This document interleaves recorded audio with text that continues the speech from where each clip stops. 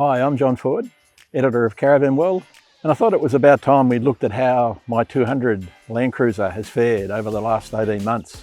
We bought this LandCruiser to tow our twin-axle Trackmaster, which weighs about 3,200 kilos when it's on the road. The 200 was in stock standard condition, 2012 model, so it's a pre-DTF, but it had 75,000 Ks on it. Our plan was to turn it into a capable towing vehicle, and we documented the build in Caravan World over a few issues last year, and we promised that we'd come back and report on how the van and the car worked over that period of time. So here we are, 65,000 kilometres later, and there's a few scratches on the car, but apart from that, I think you can see the old Toyota has stood up pretty well. On our first trip, we travelled from Berrima, where we live, to Narva in central New South Wales to join up with some fellow Trackmaster owners for a trip across to Broken Hill and then along the Uniden track to Alice Springs, and then west along the Gary Junction Road to 80 Mile Beach on Western Australia. We planned on that trip to do the Gibb River Road, but it was closed because of flooding, so we headed home across the Savannah Way, and that trip was about 30,000 kilometres.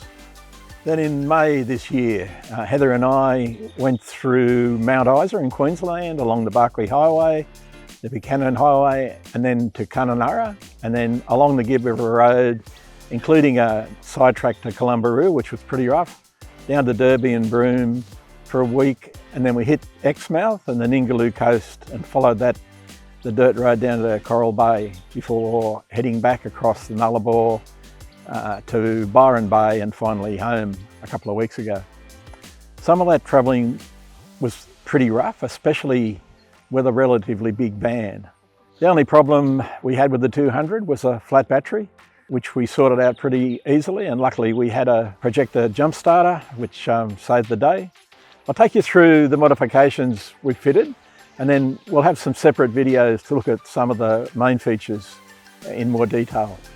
First up, a GVM upgrade from Tough Dog gave us new shock absorbers and springs, as well as a remote control airbag system that makes towing a breeze and delivered comfortable ride over rough tracks. I've been in a few 200s with upgrades, and I think this Tough Dog's the best that I've experienced.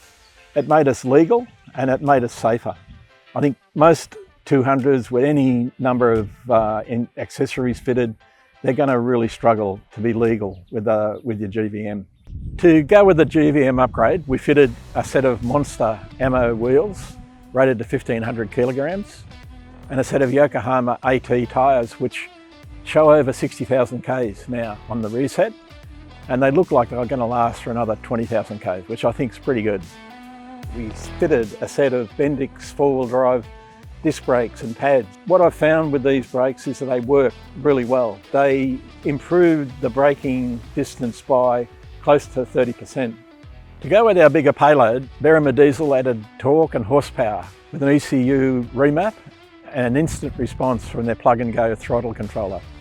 We upgraded the intercooler fan and they added some better engine endurance with diesel pre-filter and a catch can. A lockup kit from MM4x4 has transformed the drive, especially when towing. It's much smoother and it's delivered a 1 litre per 100 kilometre fuel improvement, which adds up when you're doing 30,000 Ks on a trip. Ironman joined us with a Bullbar, which has been solid and reassuring, and a full-length rack, which was used sometimes to carry the second spare and firewood, and both of these items are practical and look great. We fitted Narva EX2 LED driving lights, and they're super bright with a wide beam that suits the way I drive in the bush, which is relatively pretty slow, but they're great out on the highway as well. One of the first safety features I think caravanners need is a two-way radio, and we've got a Uniden two-way, which has been fantastic on the whole trip. Another safety feature has been the MSA extended mirrors. They're super stable even on really rough corrugations. They look great, and the rear vision is clear as well as being legal. MSA also installed rear drawers and a fridge slide for a 60 litre My Coolman fridge freezer, which has been running as a freezer without a problem for 6 months at a time.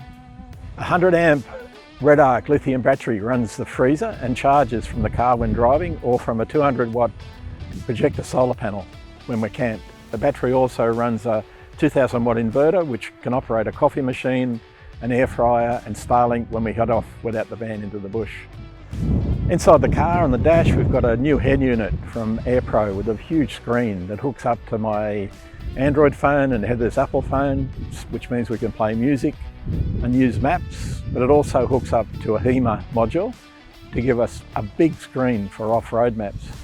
Finally, we've got the Projecta jump starter that saved a lot of hassle when our starter battery went flat, and we've also used it for friends who got into trouble with a flat battery.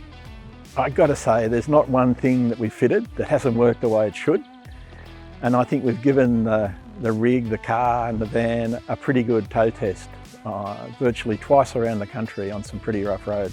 Watch out for some more videos that go into deeper detail on these additions to our 200, and don't forget to subscribe to our YouTube channel for more towing and caravanning features.